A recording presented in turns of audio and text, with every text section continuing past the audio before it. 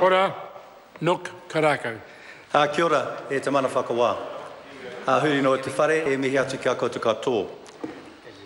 Sir, I want to bring a bit of decorum back into the House, particularly because I think we've had enough of Northland, and what I'd like to do is just to bring back to two things around Anzac Day and then also the effects of the announcements around today that National have announced.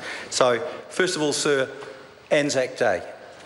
And Anzac Day, sir, is a day of remembrance, it's a day of thanksgiving, and also this year it's acknowledgement of the 100 years since the Battle of Gallipoli.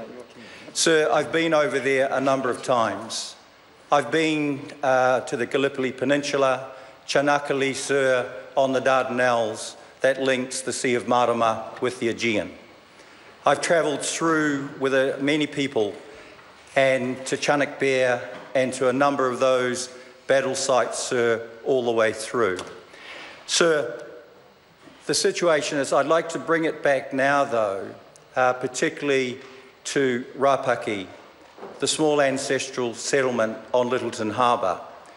Sir, in that ancestral community, every year we celebrate a dawn ceremony on Anzac Day.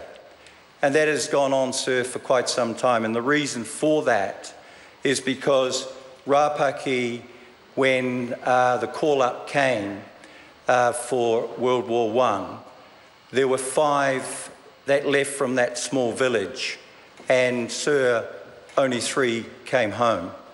And so in 1916, Gallipoli Wharf at Rapaki was constructed as a memorial to those soldiers that never came home, but also those that did, and not just in Rapaki, sir, right across the spectrum of those tragic events of World War I.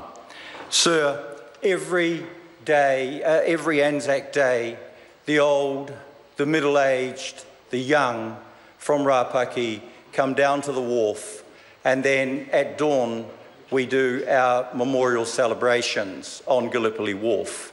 Sir, we go to the marae for breakfast, and then after that we then do a hikoi from Rapaki of 6 kilometres to Lyttelton. And on the way, sir, we pick up all the number of people who live in the various towns and villages en route to Lyttelton. And to us, sir, that signifies that when our men went overseas, there was no political affiliations, there was no race, sir. What they did when they were there, they went as New Zealanders. And that is very significant, sir, for us as well, in the fact that continues today. Sir, Rapaki is indeed, we are proud of the fact that in proportion to population, there are more who went and there are more that actually passed away and were killed over there. Village, town or city in New Zealand. So we're very, very proud of that. So, sir, that's the first thing, and the acknowledgement, and I do acknowledge all of those who today on both sides of the House that actually have spoken about the remembrance, thanksgiving and the commemorations that are to come. So the next thing I want to stay with at Rapaki, because, sir, Rapaki to me is a great example of how the National Party changes that have taken effect today are helping whānau, and in particular Māori whānau, to get ahead.